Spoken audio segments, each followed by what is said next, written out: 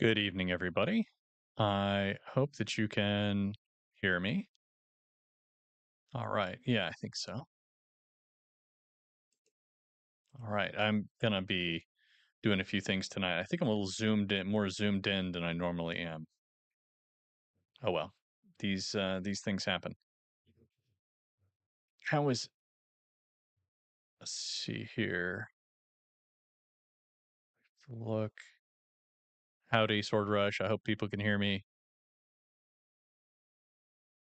Sword Rush, thank you as always for dropping links and keeping an eye on the hoodlums in chat. Case in point, Jamie already causing problems. Devaney Wilson, another one to keep an eye on.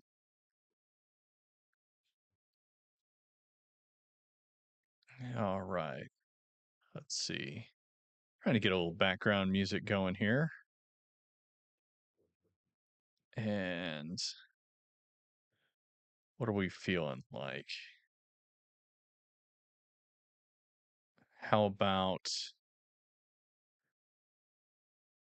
uh retro 80s synth playlist? All right, White Bad Audio, what do you have for us here? Tell me how you feel about that.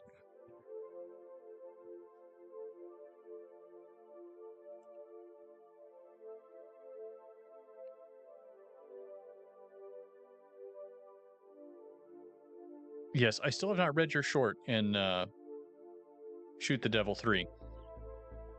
But I'm getting there. I'm trying to do a little bit better job of actually unwinding for a bit rather than just working until my brain is fried and then collapsing. Speaking of which, I'm going to have some announcements and updates over on the Discord about how I want to start doing articles for IronAge Media going forward. January is kind of a dead month a little bit, but yeah, I'm getting rolling. This Wednesday we got another prompt coming up. Let's see. How's the music volume? Sounds nice and chill. I like it. Okay, good.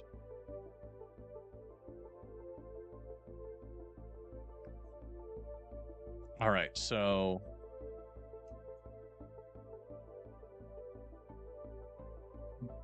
come on. Let's see if oh no. I don't know if you guys could see that. Streamlabs is being very irritating at the moment. There we go. Okay. Very, very professional outfit over here. So, we did not win the second round. There was a complication with game, and also judging was screwy with that. And I won't get into what all happened there, but we are going to be moving forward with. I am way more zoomed in than I usually am. Let me see if I can fix that. There we go.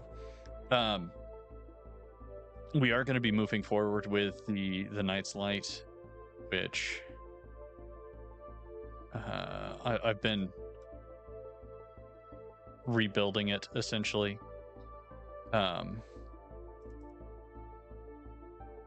In this, so that we have a slightly better, not slightly, a significantly better foundation to work from. So I don't know if you guys may or may not remember this, but this is a game that we put together. By we, I mean Devaney and I put together a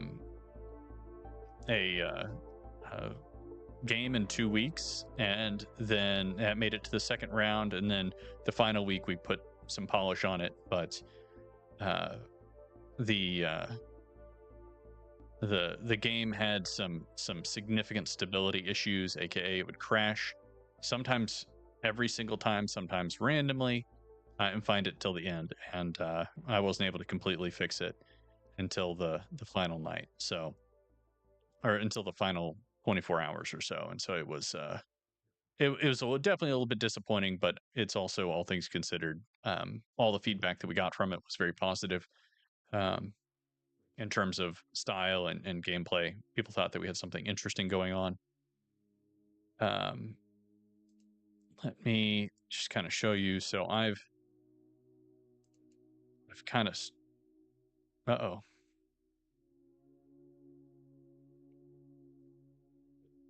Okay, well, we're not going to worry too much about that, but we've got a couple of things that are changing. One of which is that we're going from having the dice just rolling in the middle here. This background will change so that it'll look more like a box or something. But we now have these trays, and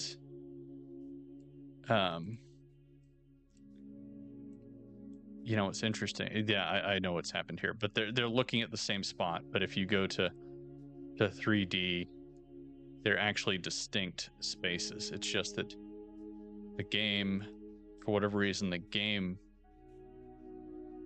is not tracking to the correct, the game physical space is not tracking to the correct camera. So I wonder what that's about.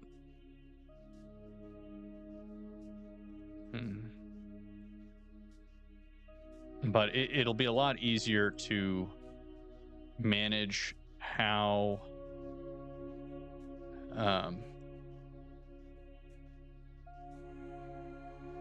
things are done there and not have like weird stuck dice and things like that. So yeah, and thank you, Jamie. I'm very proud of what we did, and I'm especially proud of Devaney for cranking out so much art that she did. And there are some new characters. I'll show some of them to you. I'm not sure how many are fully functional, but because I'm still transferring a lot of the stuff over. That's fine. That's fine.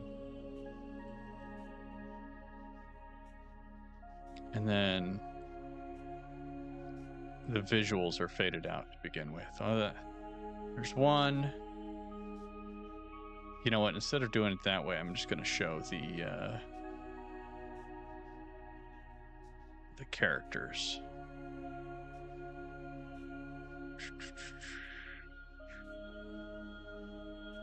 Where are these guys?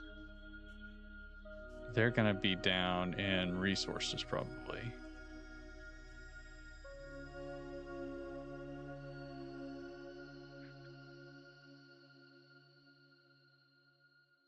Hey, Skunks. Good to see you. I still haven't gotten the dang mech uploaded.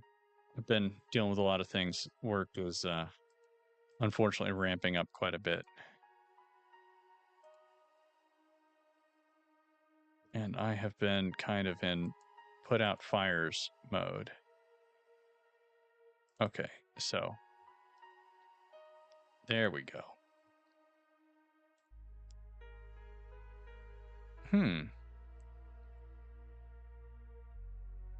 There we go. So we have like this guy. What else do we have? We got the grub.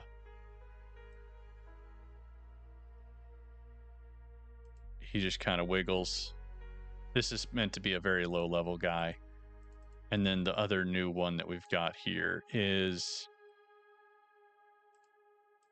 this guy right here. He just kind of squiggles around and then shakes and tries to get out of his cocoon. We got a Kakuna-esque bug Pokemon going on here.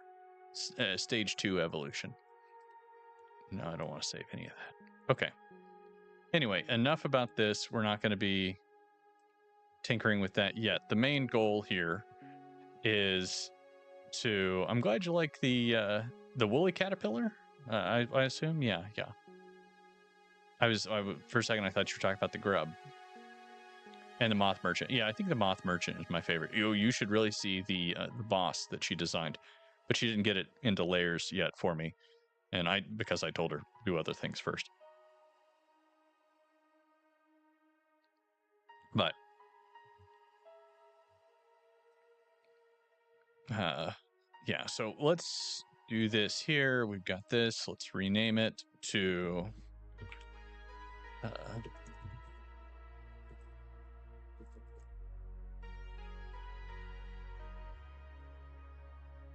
game design document. So this is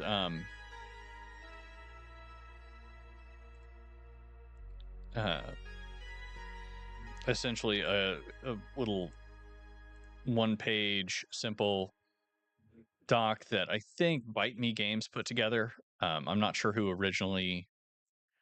Yeah, it was Bite Me Games, because they have examples from their at the time they were making like not Factory Town. I don't remember what it was called, but something similar to those sorts of things. Oh, well, there we go. And what this will do is this will help keep me focused on what we want to accomplish here. The absolute like drop dead release date for this, as far as I'm concerned, is probably mid-June. I'm going to try and get it done faster, but mid-June 2025, because the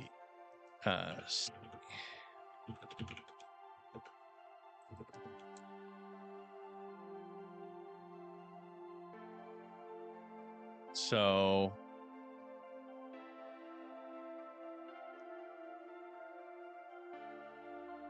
I think 2025 dates are like basically like June 11th to 18th or something like that. But I want to get a very solid demo out and try and land hard on that. So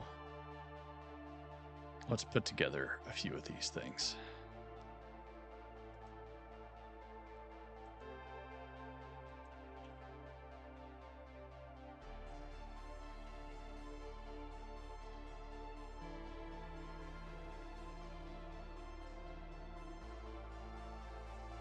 Describe this as a roguelite dice builder.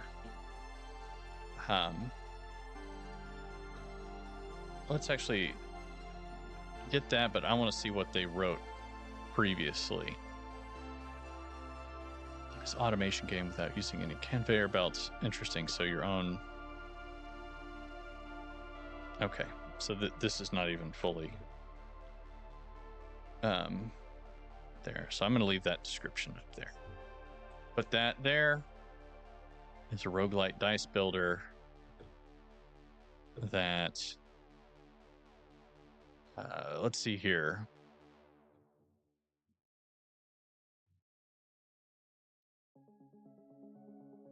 We're going to say where players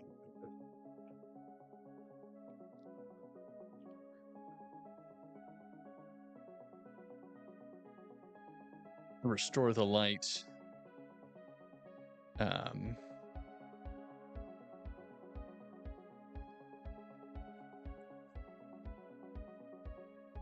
With customizable I'm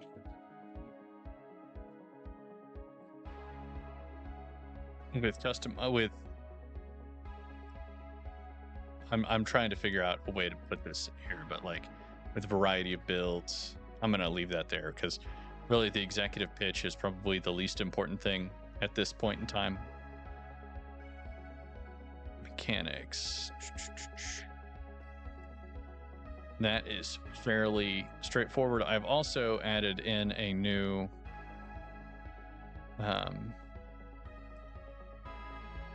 feature here.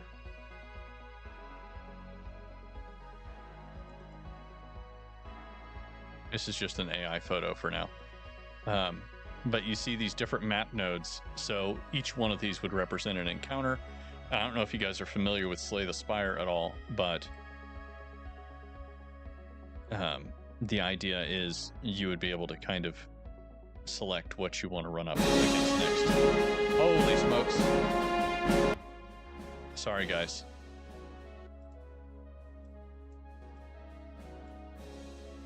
Okay, I do have a working settings screen, pause menu. Wake up, everybody. Anyway, but these nodes will be connected, and there'll be like a variety of paths up to the summit. And presumably, like, maybe you want to go straight up. Awaken. Yes, exactly. Rise, warrior. It's time to reignite the flame upon the hill. Hey, guilty. I saw you kind of like dozing off, and I wanted to make sure that you were with us, paying attention to this next part. But anyway, so there'll be little cards here instead of these placeholder symbols, and they'll indicate generally what kind of encounter we're talking about here. And then just go from there. So howdy, guilty. Hope it's all going well, aside from that little start that you just had. Anyway, so let's just think here in order of what you'll be doing, and that is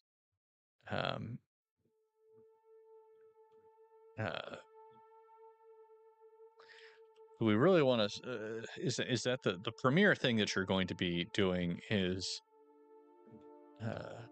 rolling dice and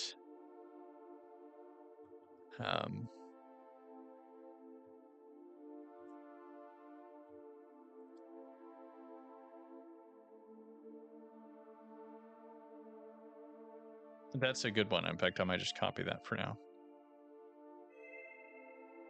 Thank you for pulling your weight. That'll be that'll work for now.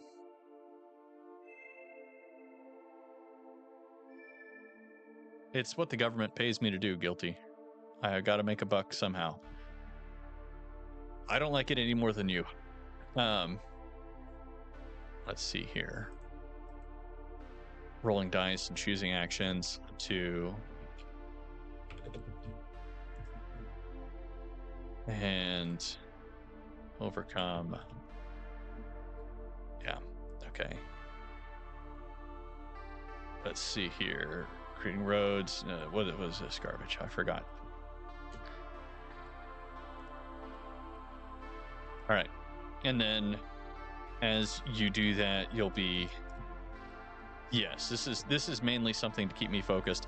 I'm also going to, kind of look at this for as like a, what do I need to get done to reach sort of like a minimum viable product?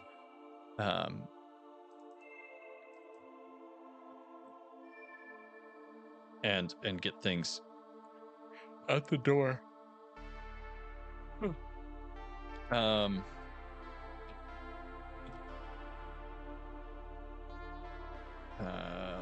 I'm sure I'll be able to find somebody who can do some testing on a Mac for me.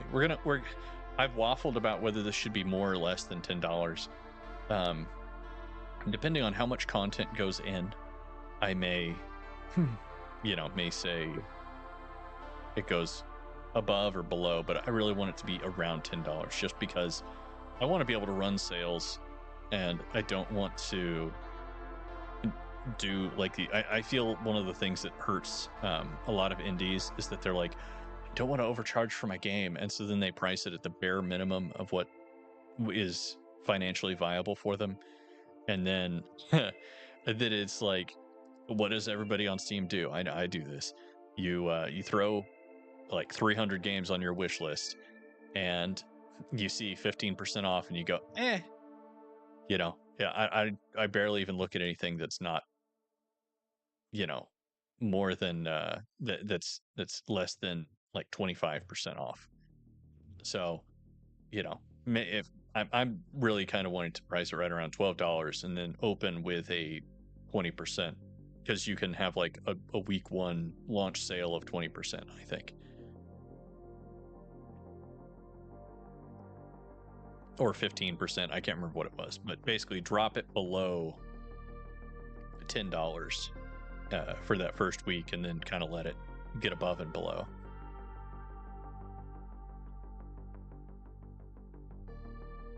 Did I? I'm sorry, I've started. Yeah, exactly. Yeah, I think personally that there's almost no games that were successful because of their price point. Unless you're thinking of like, you know, huge variances there. Like I just don't think that Vampire Survivors made it because it was $3 instead of $5, for example. Yeah, I think the travel system will add a lot. It'll give people a lot more agency, and it kind of ties together things, because just going from one scene straight into the next scene every single time, I think just didn't feel very good. And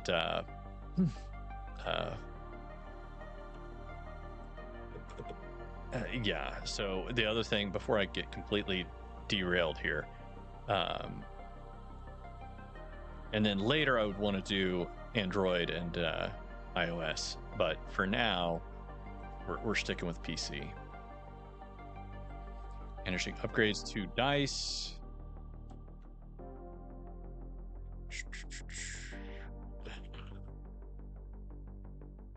And manage. Oh, hold on here.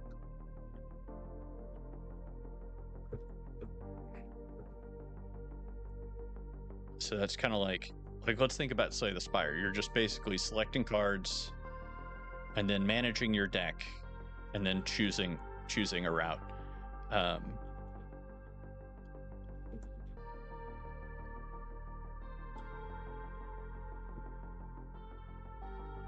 It's pretty straightforward.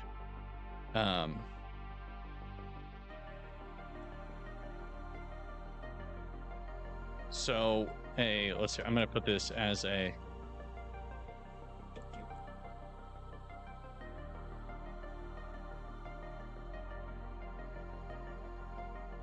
it does not like roguelite. Is that just because roguelite's not a word? It's not because I'm misspelling rogue, is it?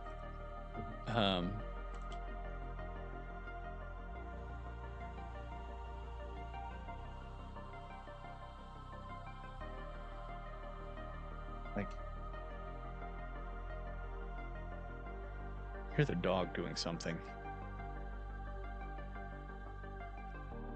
Anyway, I think he's just throwing his bone against the tile floor. He likes to do that sometimes.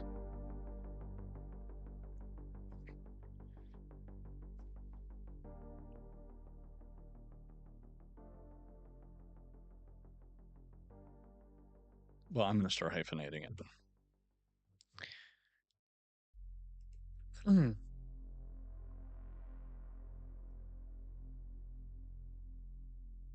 Okay, let's see here. I also want to make the ability to...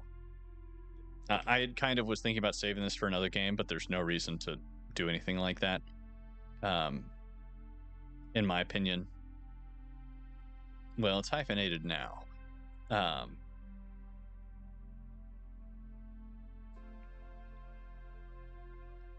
I'm going to have like specially modified faces that you can put on a die, for example, and maybe those will allow various bonuses instead. I don't know. Well, I'm working on adding additional like damage types, so there's a little bit more complexity to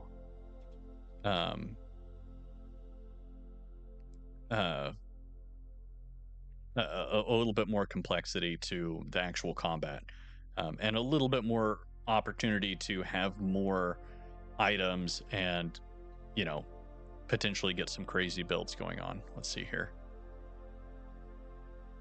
Yeah, there will be the ability to unlock new characters. So there's going to be a couple new characters. Devaney has some really fun ideas there. So I don't know if just unlocking characters and new zone. Yeah, of course it does. I don't know. Unlocking new characters, new zones. I'll probably have the ability to, you know, I'll probably have some kind of extremely minor background upgrade thing, you know, like they do in almost all the very successful roguelites, just because it seems to be what players really like. And I do think that there's something to be said for the if I play it enough, it should get easier, even if I'm not getting any better at the game. I don't necessarily think that's a. I'm not going to argue that that's how games should be, but I understand the sentiment, and I think it's one that a lot of people have. So I'll play into it.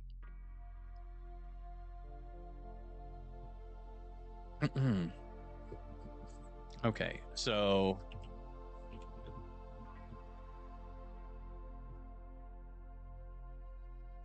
I think everybody seems to have really loved the art style. I think that's a good selling point. What other unique selling points do we have here?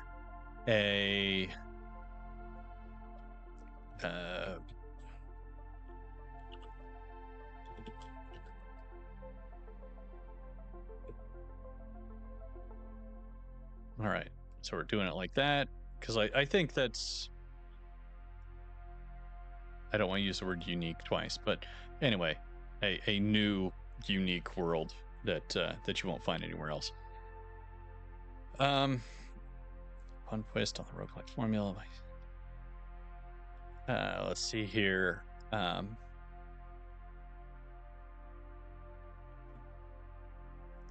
Exploit, and this isn't even. I mean, this is not. This is a hook, but I don't think it's a unique one. But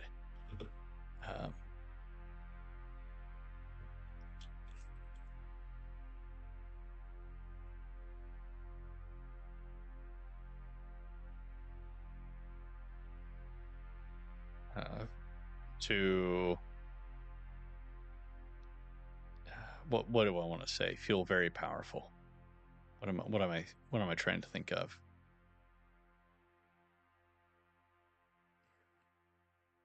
I am super brain dead tonight. This is not going as swimmingly as I'd hoped. Let's see here. Exploit item and upgrade combinations to do what? To have a lot of fun. To really make you want to buy the game. To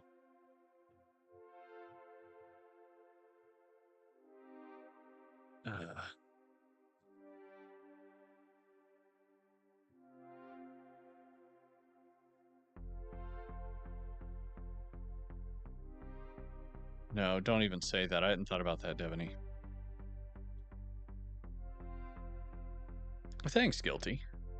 Yeah, I think she's done a great job on it.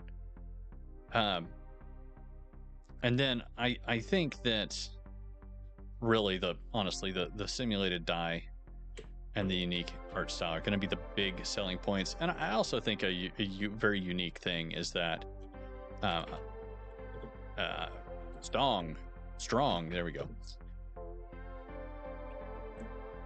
You know, Jamie, I don't know if you're still listening, but maybe instead of whatever character you've got, whatever name you've got for your Conan, like, you should just name him Stong instead. I think that's a great name. Very subtle.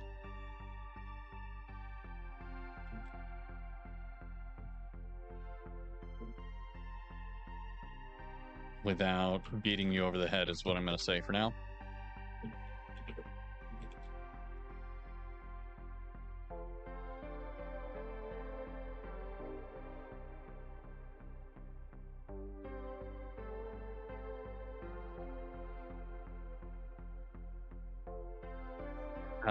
Let's see here.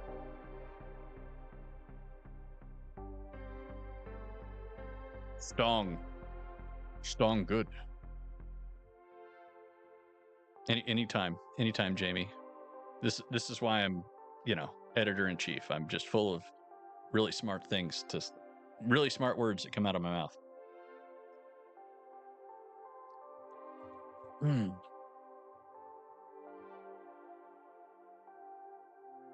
They'll be just as fun as them, and I think people will actually probably like them even more than the main lantern guy, which is why we'll make them unlockable after like a certain conditions on playthroughs and things like that. I think the friar or the priest guy,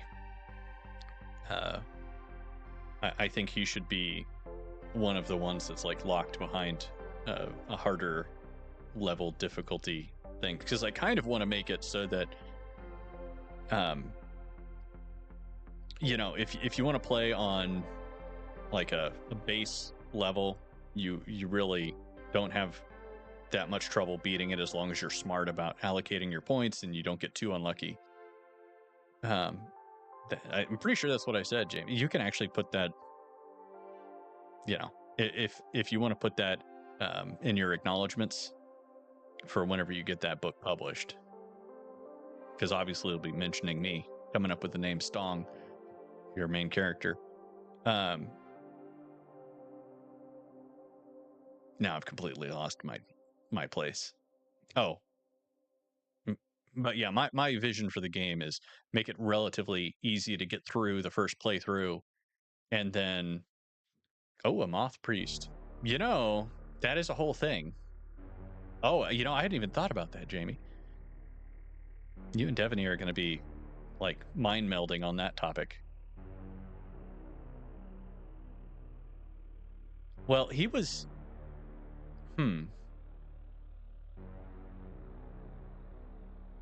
The character that we were thinking about, or that Devaney had in mind, was another lantern person.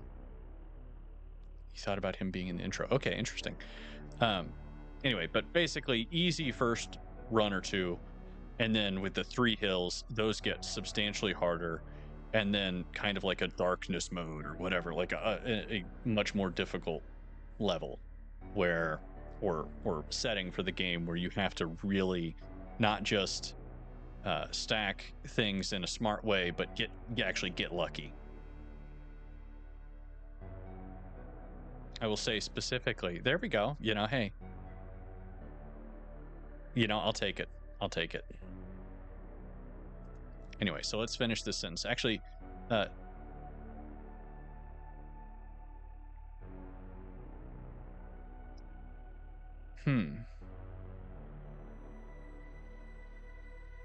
yeah, I think I like the idea of the giant. Well, the moth priest, I'm not having a brain a moment here where I forget what I'm talking about, but moth priests are oh my gosh, obviously not Lord of the Rings, Elder Scrolls thing, right?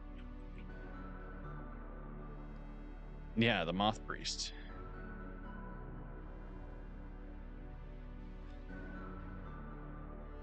Yeah. They're in, I know they're in Oblivion. I don't know if they're in Skyrim. I'm getting all distracted here. But that would be a cool little tie-in there. Yes, they're blind.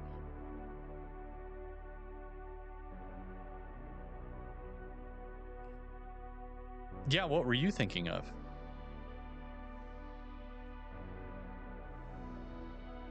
Are they blind, or are you thinking of something other than the Oblivion?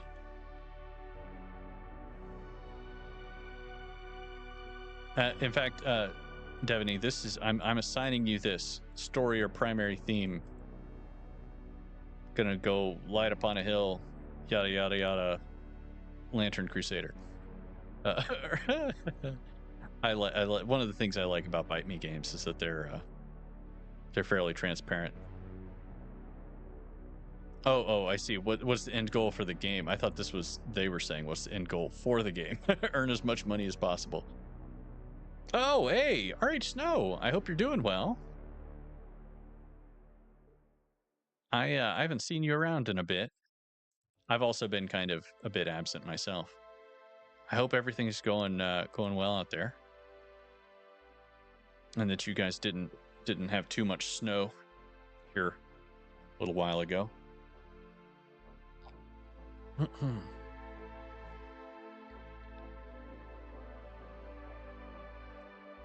Okay, so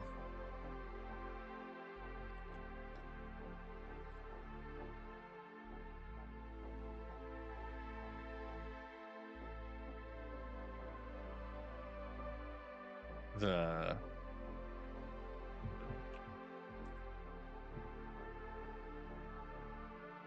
and then we're going to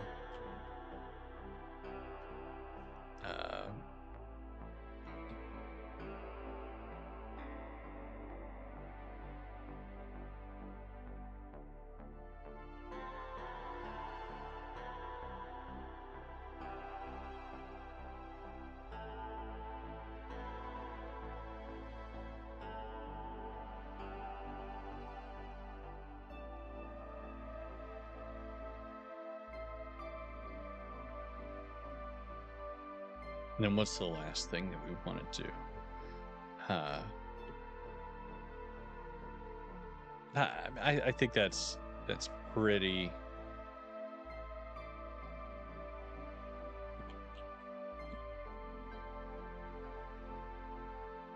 Unlock new characters. That's kind of a short-term one. Oh, what'd I do?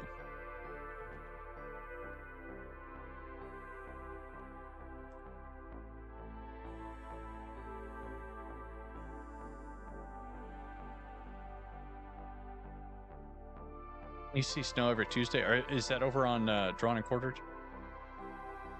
I have been very bad about watching other shows.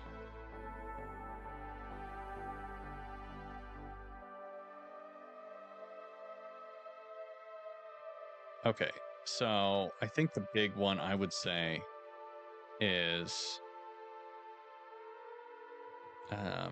obviously Slay the Spire, the first one, and then what is it? Darkness, Deepest Darkness, or something like that.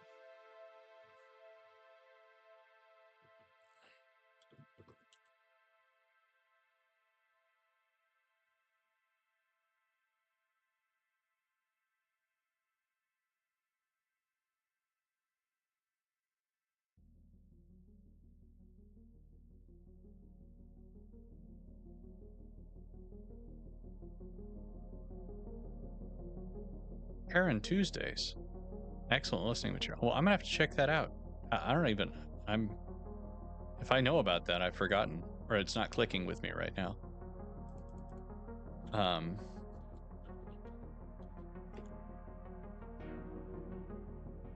Aha! There we go. Darkest Dungeon. That's the one.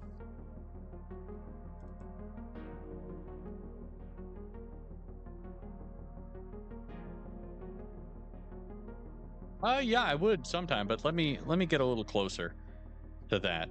And definitely the first Darkest Dungeon. Then what's another comparable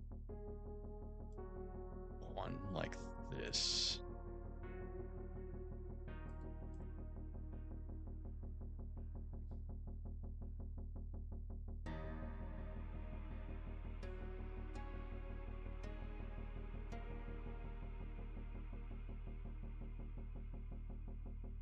Oh, come on. There we go. Okay, so there's Darkest Dungeon. And now let's get a Slay the Spire.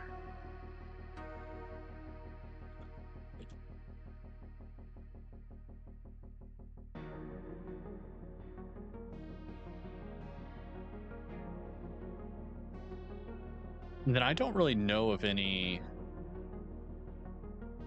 dicey. Oh, hold on. Wait.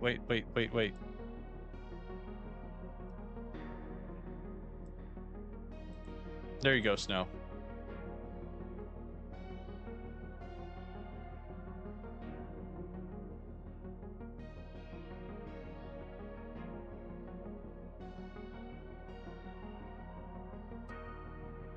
Oh, what's this? Swift.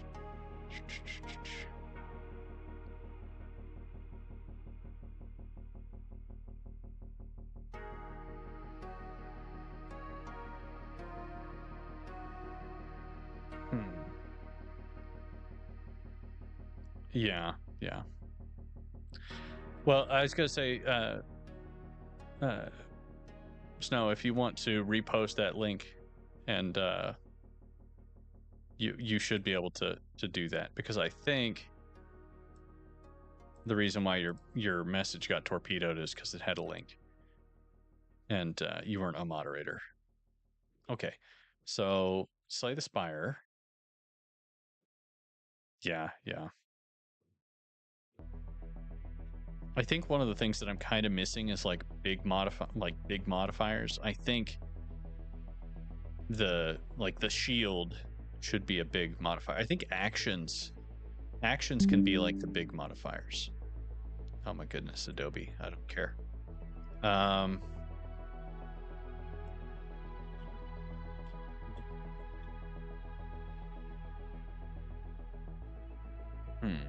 What are some other comps to Slay the Spire?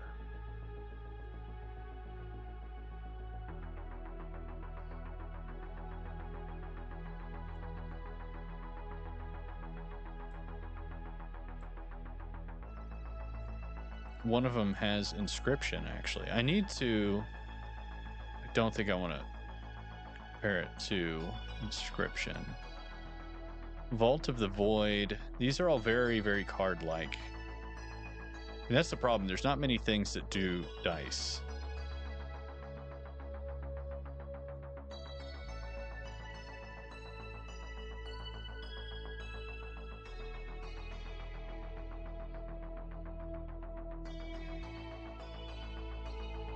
Binding of Isaac, Driftlands, Frost the Obelisk. I mean, some of these things look just exactly like Into the Breach. How is that like it? I don't know. Loop Hero. Dicey Dungeons. Okay, this is the other one I was thinking of, actually.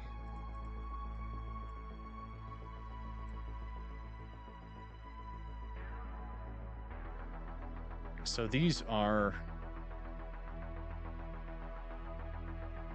Let's actually see the gameplay. Unfortunately, I hate the art in Dicey Dungeons.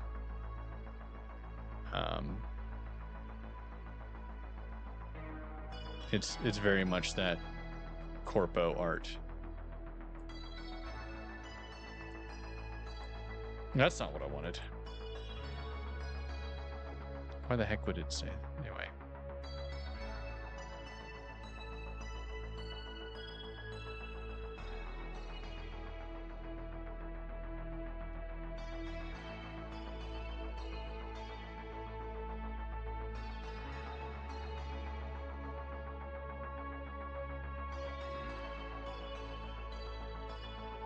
Yeah, definitely card games, I would say, are the closest analog. I'm also thinking that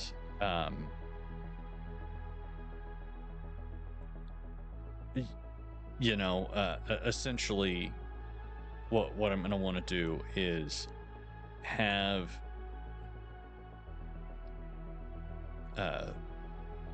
special modifiers, like certain items. It's like, doubles all fives or something like that, or it's like automatically converts any one into a five, or something like that, so that you'll have a reason to kind of like get dice to a certain level and then leave them there.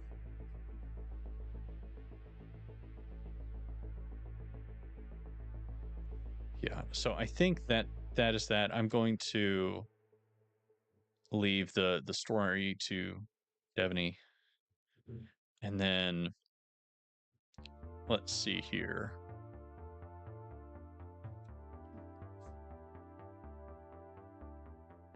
Let's just copy paste something like this down here, and this is more of a for me section.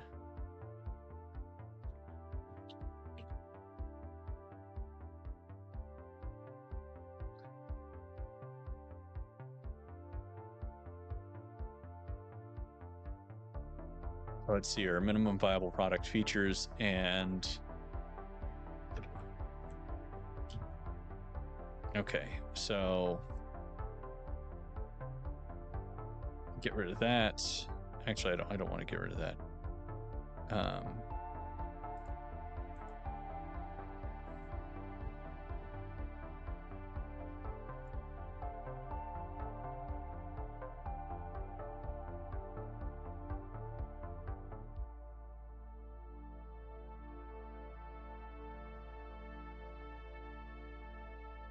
Okay, so we already have a robust. One of the things I built was this past week was a robust save system with like 3 save slots and that pause menu, and I revamped a bunch of the back end stuff so that I'm going to a much more secure, stable way of doing things.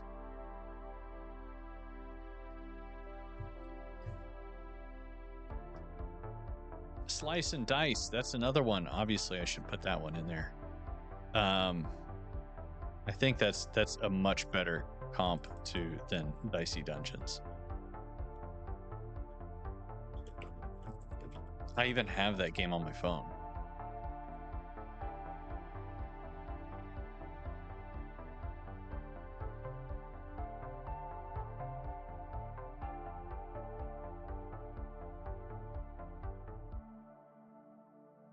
I don't know how I didn't think of that.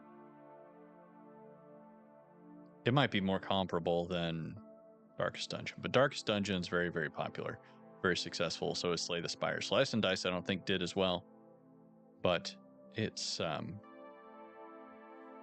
still a solid game. And this is one where it's like, man, you could maybe actually make this game in 3 months, 20 hours a week kind of thing. It makes me question my scope, basically. We'll just do this. So we don't get too far afield. The minimum features that we need to have are we've already got the, just because we already have it doesn't mean I shouldn't write it down, but essentially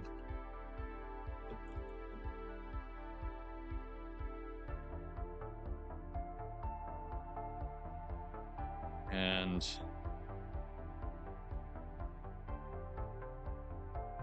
that's exactly, it's like if those talentless hacks who do the corpo blob people art looked at Cuphead and thought, oh, I can do that.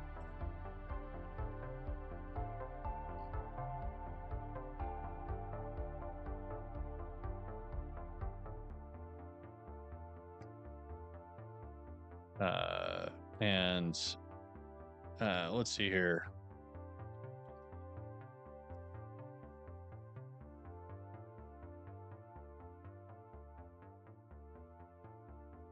Let's see here.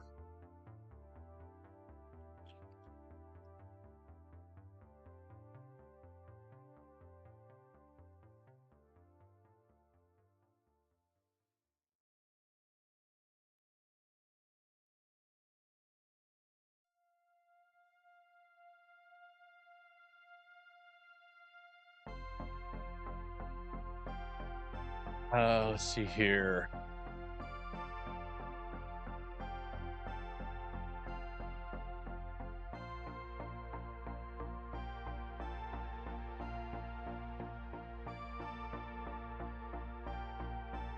Let's see here, event map and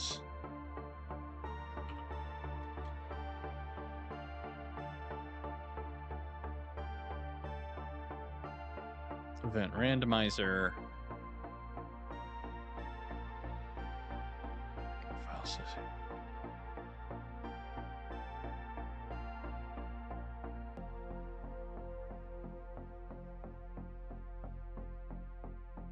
Let's see here.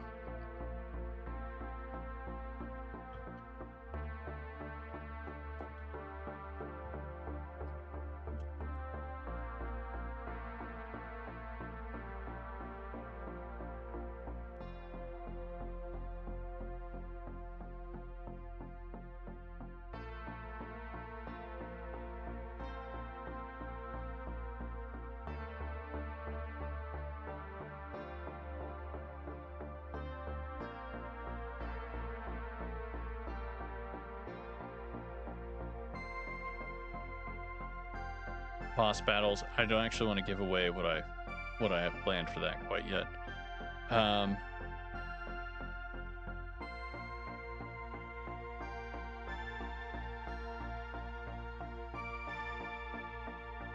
Oh, character selection.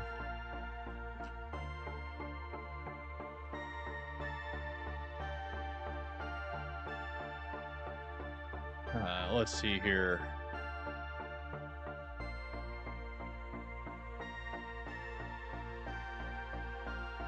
And then,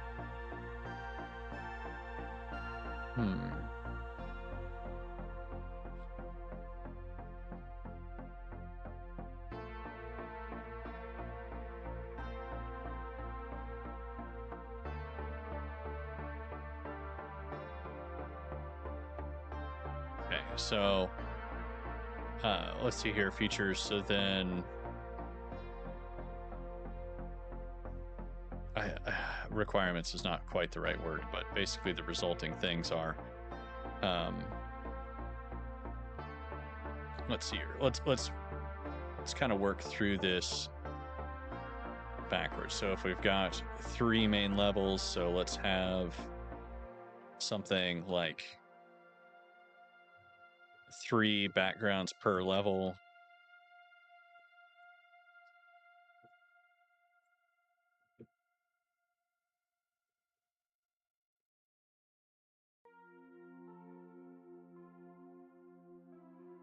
Bottom, middle, top of hill.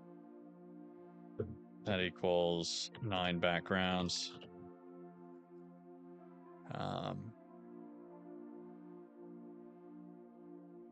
I think that we should have like 6 minor. So then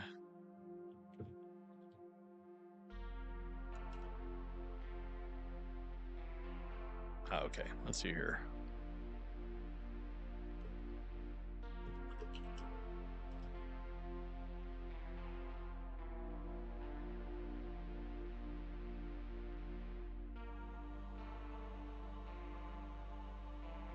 This is Notion.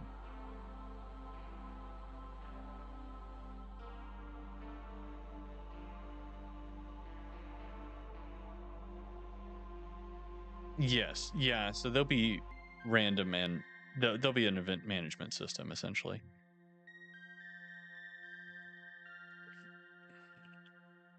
Oops, what am I selecting here? There we go.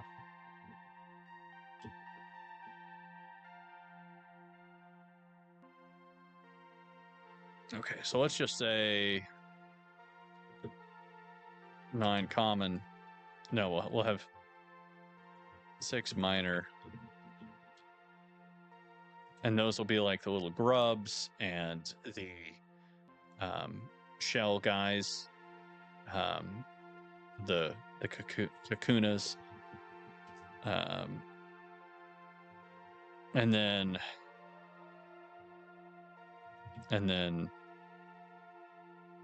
medium.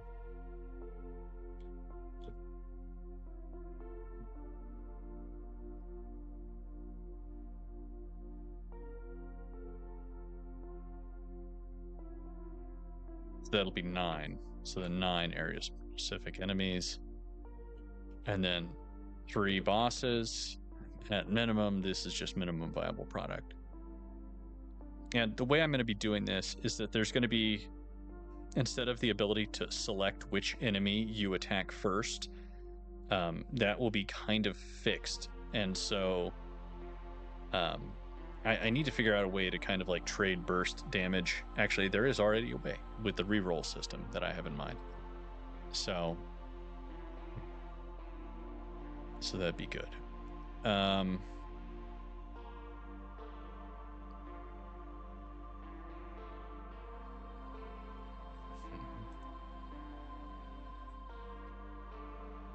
And then what? Yeah, I know what we'll do here. Let's see here.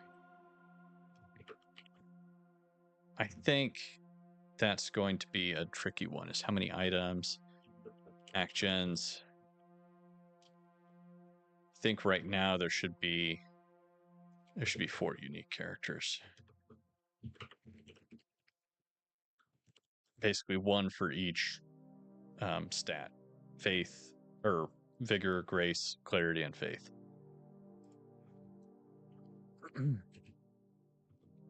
Let's see here.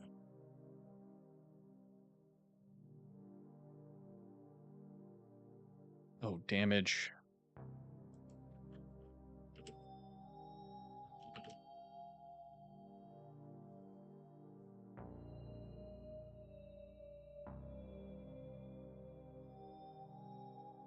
So I've got 2 types of physical damage.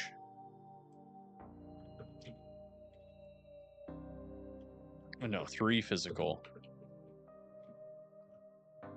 And 3 magical, essentially.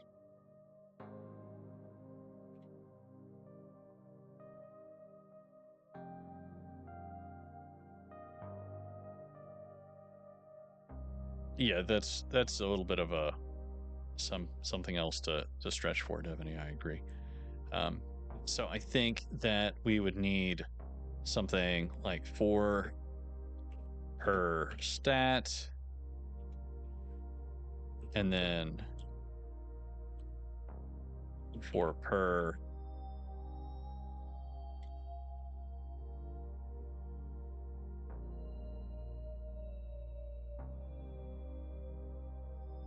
either as a bonus or a resistance. That's actually probably going to average out to be like 4 per, yeah. And so if there's 6 of those and then 16 of that, so what do we have? We've got 24 plus 16, is that right? So like 40 items. And there'll be a few other. Oh, well, and then there's also going to be some like.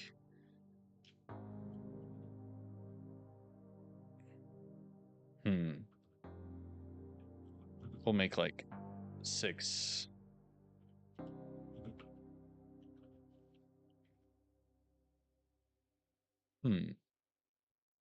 Number specific. Trying to figure out. There's 10 numbers potentially on each face of the die, because I have it going all the way up to 10.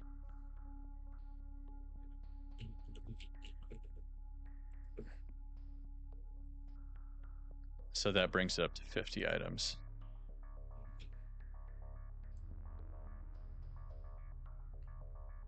And some of these things I don't think are that big of a deal. Here.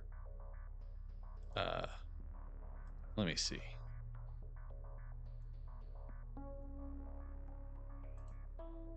Okay, so it's after 9:30. I should be going to bed soon. What on earth? Come on. Oh, please don't do this. There. Huh. Oh, that was going to be irritating. Actions. So I think we need to have 2.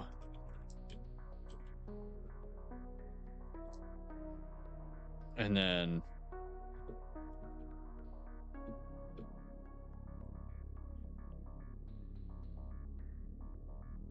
this means, like, for example, the shield bash, it only uses vigor. And so that would be for primary, and then 3 for. But then that would overlap quite a bit, where you might have that, and then just like 1 or 2 for tertiary, where you've got 3 stats being added together. I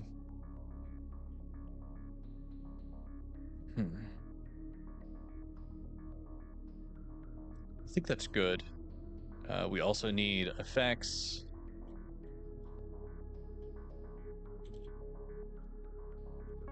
Can I shift tab? I can. Let's see here.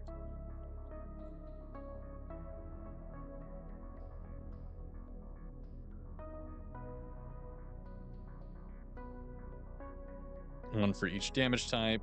So there we go. So that should be there.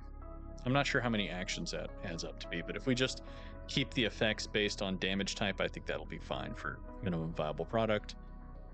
And then the 4 unique characters, each character is going to kind of have like a signature item that goes with them. Like the Lantern Knight has the Crusader shield, for example. And it's not like they'll be the only ones who can ever get that, but I think that it'll be like that'll be a guaranteed item that they either start with, or I think it'll probably just be an item that they start with, or it drops after the first elite encounter or something like that.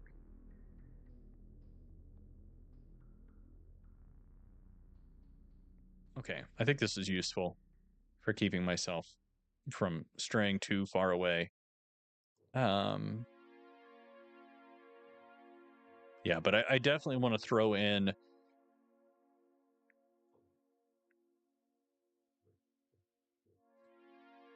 I do want to throw in a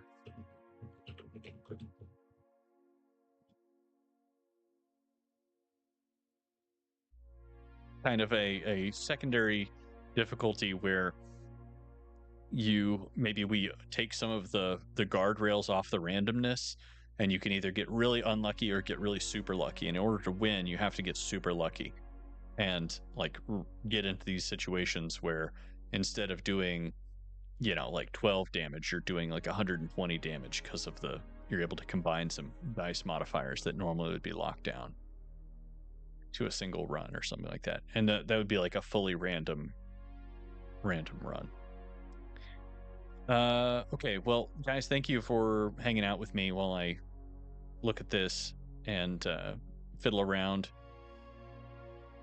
I don't know if I'm going to be continuing to do game dev next week or if I'm going to play an indie game. I came across a strange little thing that, surprisingly enough, is called Fly Night. It looks kind of like if RuneScape was turned into Dark Souls just a little bit, into like a first-person Souls like. It's very goofy.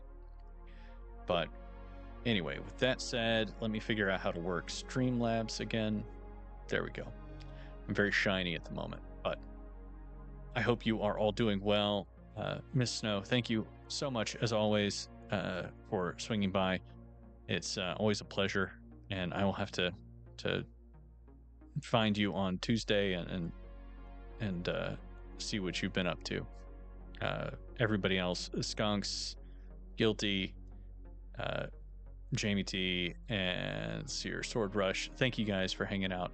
It's been nice to work through this, and hopefully that over the next few months you guys will get to see this thing take off. But regardless, everybody have a wonderful rest of your weekend and a great week, and I will see you all next Sunday.